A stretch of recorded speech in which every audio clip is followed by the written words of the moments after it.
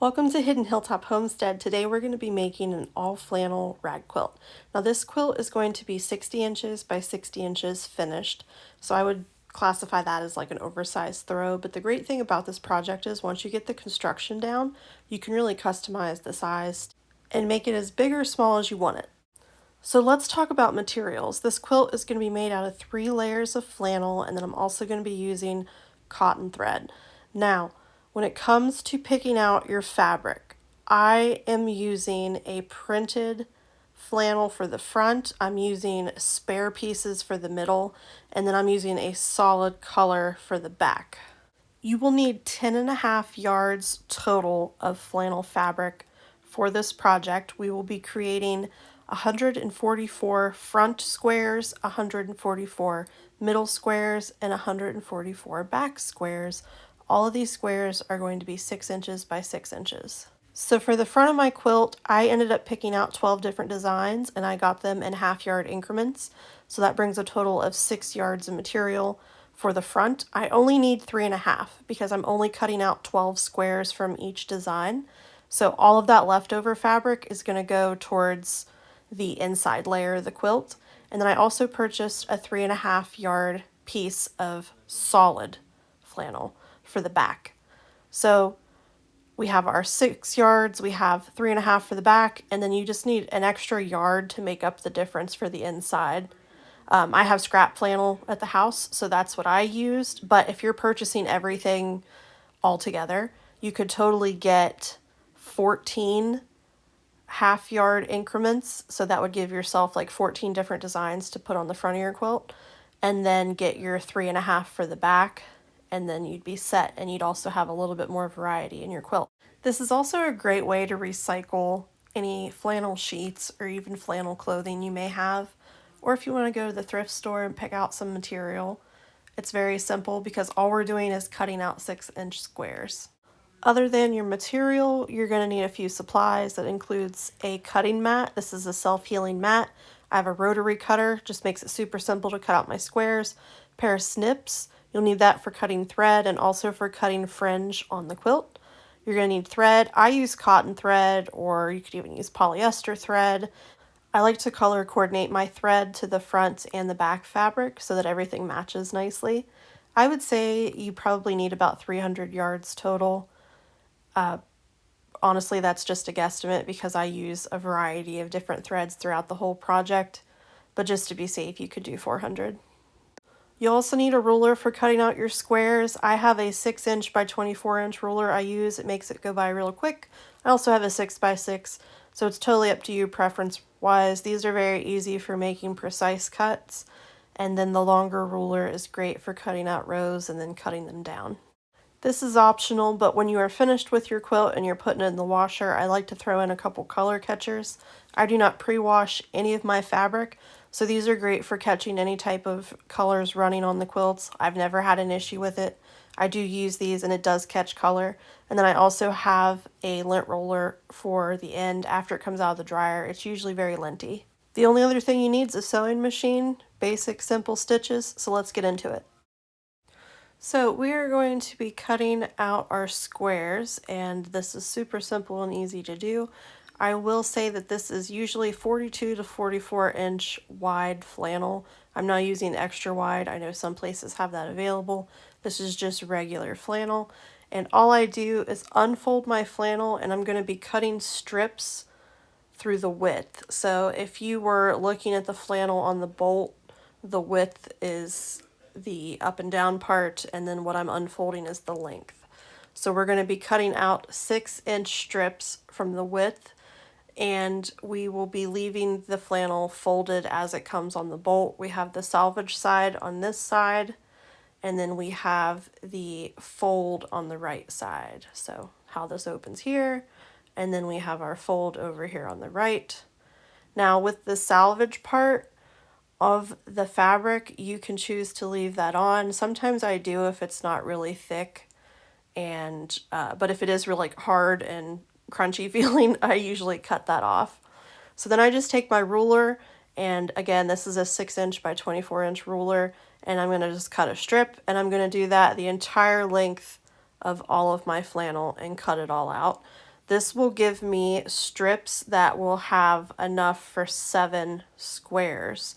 So you're going to be cutting out 2 squares at a time. After I cut my strips, I just go through and cut my little 6-inch blocks. So there's 1, 2, 3 cuts, and then your last cut will be folded over. So you'll just have to trim that down to 6 inches by 6 inches.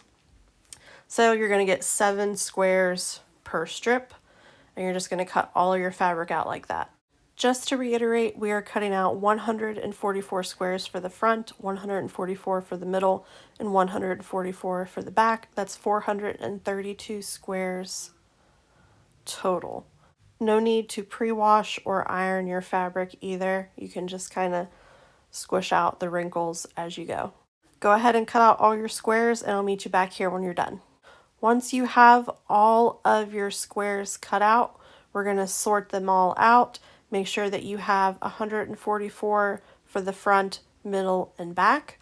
So we're going to do our top fabric here, all of our middle pieces, and back pieces. The next thing we're going to do is create 144 sandwiches.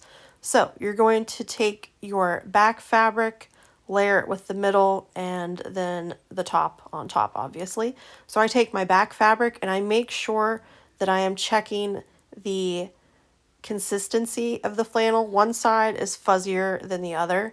You can normally tell here. You can see there's a little bit more fluff on one side, and then the other side is smoother. So we're calling the fluffy side the good side. So we want the good side down, and then we're going to take our middle piece. This doesn't matter. You can do it whichever direction, because all we're using that middle piece for is extra insulation and extra fringe on the front. And then you're going to want the fuzzy side or the print side face up for your top piece. You'll definitely be able to tell whenever you're using printed flannel which side is the correct side. So then you just create your sandwich. We have fuzzy side down, middle doesn't matter, fuzzy side up for the top. And you just want to make sure you have the same pieces, the same direction for each square. I like to pin my sandwiches. I usually just use 2, and that way I can keep everything together and organized. If you like to use quilt clips, you can use those. If you don't have pins, not a big deal. Just kind of stack your sandwiches to where you have everything staying together and organized. So you're just going to do this 144 times, and I'll meet you back here when you're done. So here are my 144 sandwiches. I actually have these guys separated by color because I am color matching the thread to the top fabric. And as you can tell with print flannel, which side's the good side when it comes to putting these together. But anyways, I'm going to get my sewing machine set up and get my bobbins ready with the back thread color, and I'm going to show you guys how to quilt these squares. It goes by really quick, super easy. So to quilt these, it's super simple. We're just sewing an X through the middle of the square. You're starting at one corner, doing a few stitches, doing a back stitch, sewing a straight line to the other corner, doing a back stitch, and you're done. And then I like to do these in succession, so I will just sew corner to corner, probably like 10 squares at a time, and it just saves on thread. And once you've sewn one side of your X, you go back and sew the other side. It's the same thing, corner to corner, a couple stitches, a back stitch, and then a straight line all the way to the perpendicular corner. And there you go. Super simple to quilt. After I get all of my squares quilted, I like to lay them out into piles of matching prints. And then I'm going to get a big flat surface and create the design of my quilt just by laying the squares out in the pattern that I want. I like to do a haphazard pattern. You could do anything that you would like for your design, but the objective here is to lay out the quilt to see what it's going to look like completed. This is my design I have laid out. There's some overlap because I don't have a lot of space, but I just laid out how I like it. Now, obviously, if you have more space and can lay all of your blocks out side by side, you'll get a better view of it. But because I make so many rag quilts, this is how I do it now. It just saves time and space. But this is an example of as I'm building my quilt. So this would be like row 1, 2, and 3, and then I would go down from there. Now, when I am done and I have all of my design laid out and my quilt blocks how I want them, I'm going to show you how I stack them and mark them to start sewing together. So I'm on row 12. This is the very last row of my quilt, the bottom. I'm going to start with the last block in the last row, and I'm just going to stack them on top of each other and make a nice even stack. And then after they're all stacked up, I have these little markers. They're just foam, and I wrote numbers 1 through 12. So this marks row 12, and I just stick that on there. I put a pin in it to hold it. And then I will just do that with every row going from the bottom up so that all of my rows are marked. And when I start sewing my blocks together, I'm starting with the correct block on top. So this is the first block in the last row, so on and so forth. So yeah, that's how I mark my rows. We're going to take our first row and we're going to assemble. So I have my sewing machine set to a 1/2 inch seam allowance from the needle to the edge of the foot, 1/2 inch-ish. So I'm going to take my first row. This is the first block on the first row. This is the second block on the first row. So we're going to want these guys like this. So we're going to take and put the backs together. Let's try this. This is block 1, this is block 2, right? So we're going to take back sides together, line it up, because we're sewing this side to this side, right? So we're going to line it up. And all you're going to do is give yourself a 1/2 inch seam allowance. I just do a few stitches, back stitch, forward stitch,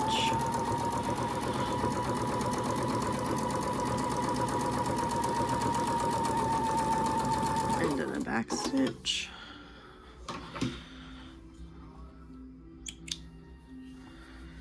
and then I trim my thread as I go so I don't forget.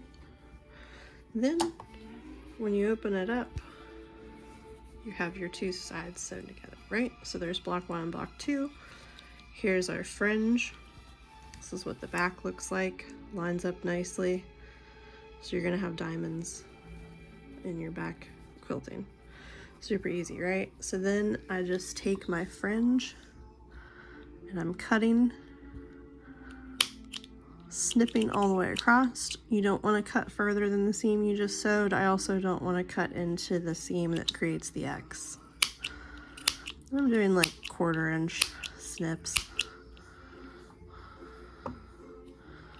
all the way across.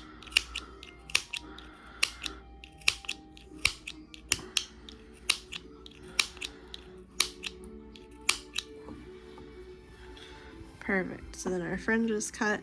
We have our seam. We're good to go. So then you would just take block number 3 and sew that on the exact same way. There's 1, 2, 3. Just make sure that your stuff is facing the right direction before you sew.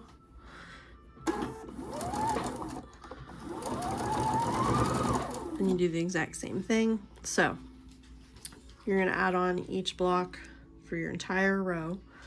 And then when you're done with row 1, go ahead and do row 2, and then come back when you have row 1 and row 2 finished. Okay, so we have I have this backwards here. This is row 1, this is row 2. So what you're gonna do, I have them rolled up just so that we fit on screen here, but row 1, row 2, you're going to combine them similar to how you sew the blocks together. We're gonna grab them and pull up here. You're gonna put your back sides together, but this is just to ensure that we don't get anything sewn upside down. So row 1, row 2, and then I just unroll them.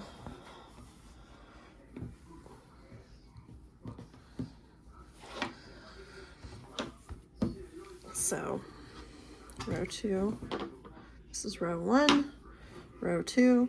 I put them back sides together, and then you can pin this if you need to keep yourself straight. I don't, but totally optional. Definitely helps from the fabric from moving around. And then I will just lay it all out together and then kind of wind it up just to make it a little bit easier to handle here. So this is the top of row 2 and this is the bottom of row 1, right? So we're going to take our sewing machine. We're doing another 1/2 inch seam, just like how we sewed the blocks together. Just double check again that you're sewing the top of row 2. Same thing. Just sew a straight line. I like to double check that my intersections are lining up, right? So the seam of my first 2 blocks matches the seam of the first 2 blocks. And then I will take the squares that I have sewed together on top here and I split them to where I'm splitting to where I see the back fabric, right? Like that's the very middle of your fringe seam here. So we're going to press that flat, split, and you're going to do the same thing on the bottom. Split to where you see the back fabric, just like this. And then sew right over top of it.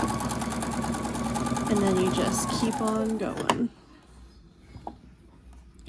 And every time you come to an intersection, you're going to line it up, split that seam on the top and the bottom.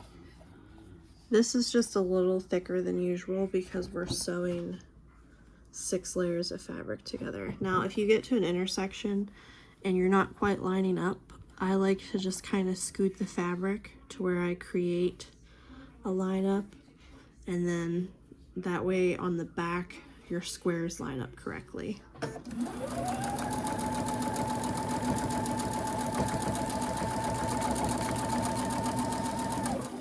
And you just keep on going all the way down till you get to the end.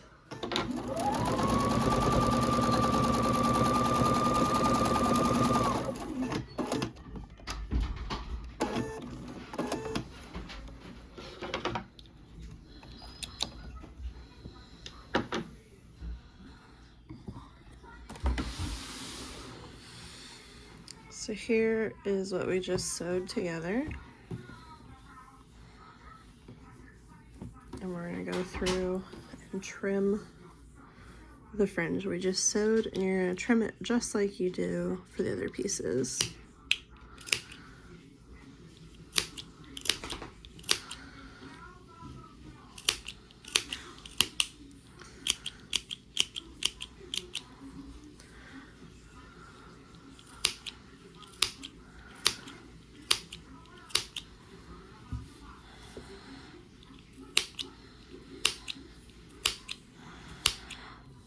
Now when I get to these intersections, if you look where the folds are, I just snip down in there. Oh my gosh, okay. So like in these intersections, I just snip inside where the folds are on both sides, all the way through. So then like it's still attached. You're just cutting off a little piece. And then you're gonna do that all the way across. So after all of your fringe is cut, you can just unfold your pieces.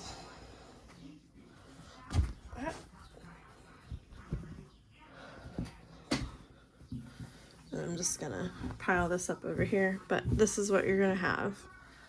Your first row, second row, fringe is done all the way through the seam. So from here, I will just kind of pile it up. That's what it looks like. It looks good. Awesome. Perfect.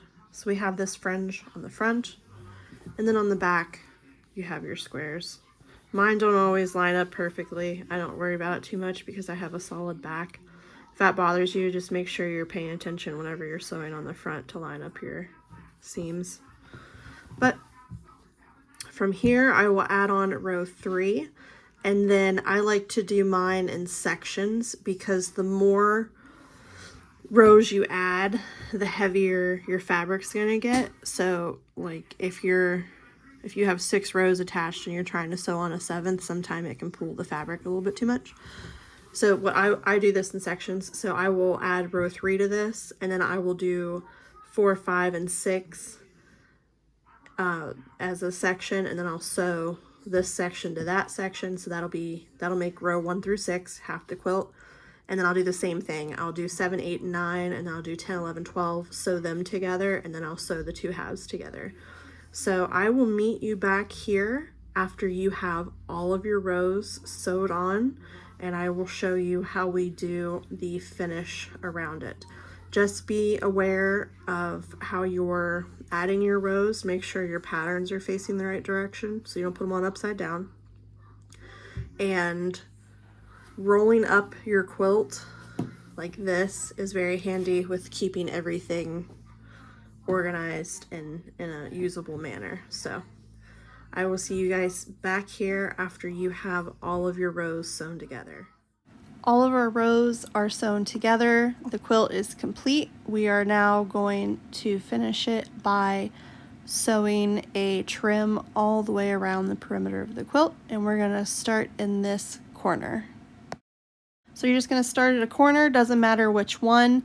We're going to be sewing a 1/2 inch seam allowance all the way around the entire quilt.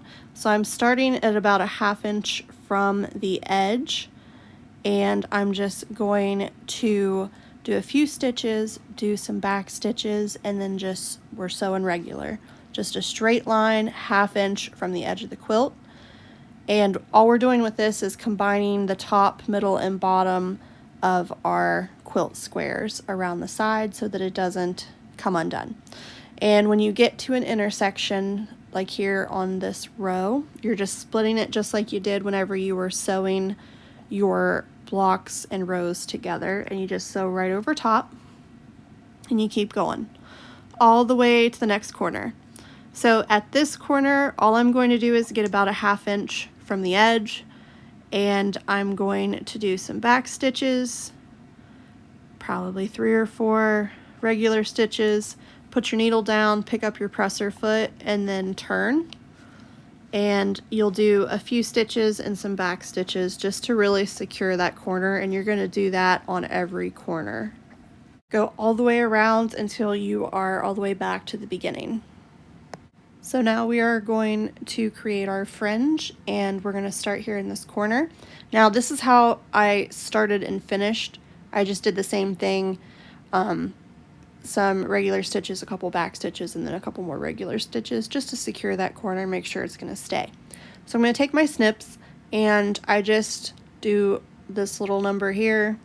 That's how I do my corners. I give them a little square tab.